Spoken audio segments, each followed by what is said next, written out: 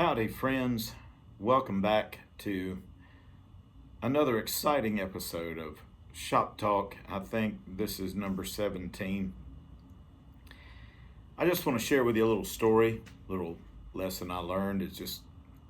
But also a story that just kind of shows how God has a sense of humor and He's very active in our lives. This was back in the 90s. I had this friend of mine who he was a good guy, and a year or so before he had come to Jesus, and he'd come out of a pretty rough background, a lot of substance abuse and that kind of thing, and I come from a family that has high-strung genetics.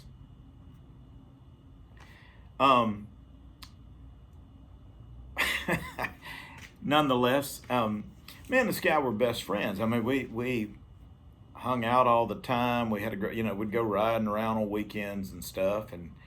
But he was a good guy. I mean, I loved him dearly. We had such a good friendship. But he would go through these periods of just up and down and back and forth and all that, where he would, one minute he's on top of the world with Jesus, and the next minute he's like, man, Jesus doesn't like me, and man, I don't know why, but man, and how do I know that God is real? And he'd go to all these crazy questions as if he were a struggling atheist or agnostic or something. And I would talk to him, and I would talk him off the ledge and all this kind of stuff. And, man, you're right. Man, I'm sorry, And then 2 days later, he might call me and go, I've been thinking about this again, and it just, I don't know if I believe this stuff. And this went on, I mean, just regularly. And again, I really dearly loved this guy. He's a good guy. But, it had gone on for so long and for so regularly. And I had a little apartment in my hometown. And I had been on the phone with him for about, for some while the night before, talking him off the ledge, and he was fine. And then the next night he calls me and he's, back in the dumps and just, I don't know if I believe all this. And man, God doesn't love me, and how, God's not real. And I talked to him on the phone some more, and just wasn't really getting anywhere. And so we ended the conversation, nicely. We ended the conversation, but by this point, I was just pissed. And, I was pissed. And the more I thought about it, the more pissed I got. And I just thought, you know what? I'm tired of this. This guy has just worn me down. And so I got up off my couch, and I just said, Lord Jesus, I'm just tired of this. And I'm going over his apartment, and I'm just going to kick his ass. I'm just going to kick his ass.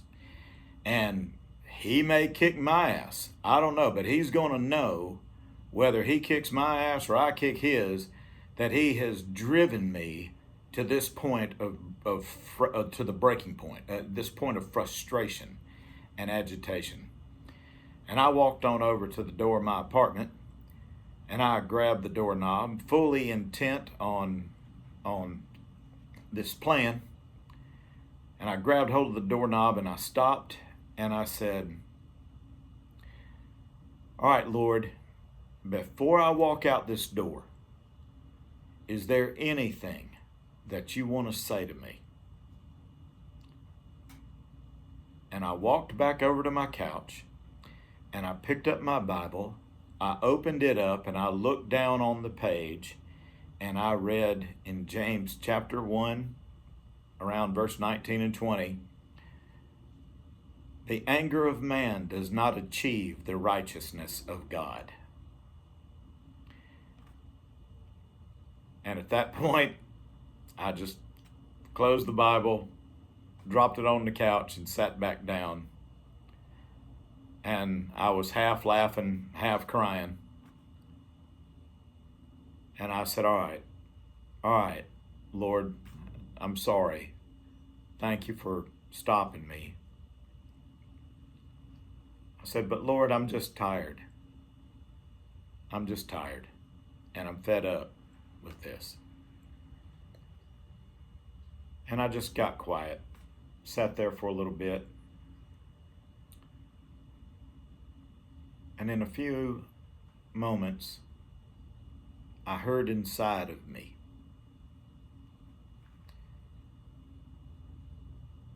I want you to stop hanging around with him, hanging out with him.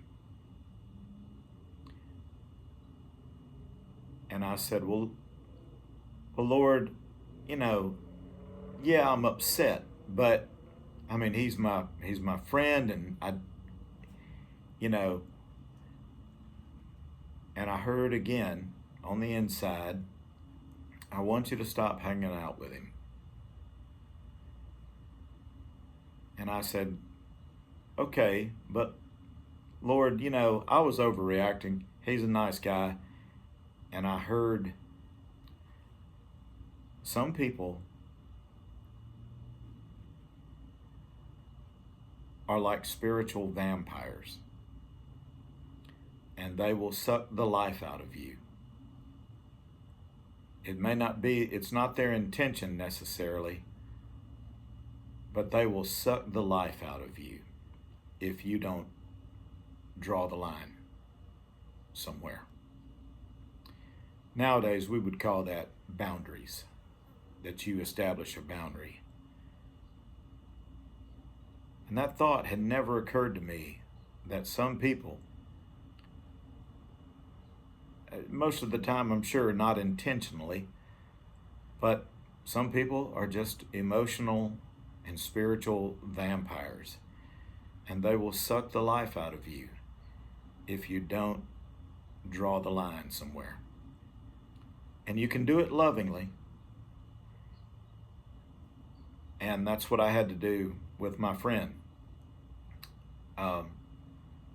I still enjoy seeing him when I go back to my hometown and I run into him somewhere, but we quit hanging out after that. And I would see him in town and we would talk and we would chat, and but I knew that even though we could catch up and that I cared about him, that we could talk and I could kind of catch up on his life and find out how he's doing and say hi and tell him I love him and all that kind of stuff. I was also aware that